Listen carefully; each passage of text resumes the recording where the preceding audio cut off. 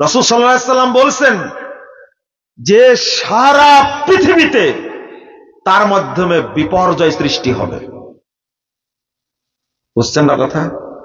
ভালো ছেলে পেলেন, বিয়ে দিলেন না, কারণ ও যে মদ খায় না, যে ও যে আমেরিকায় থাকে না, ও যে ইন্টারন্যাশনাল চোর না, ও যে কানাডায় থাকে না, বিয়ে দিলেন না আপনি। বুঝেননি? দিনদার। রাসূল সাল্লাল্লাহু আলাইহি সাল্লাম বলছেন দিনদার ছেলের সাথে মেয়ে দিলে, পছন্দ যদি হয় দিয়ে দিলে, এখানে আল্লাহ বরকত নাজিল করেন। কি নাজিল করেন? বরকত।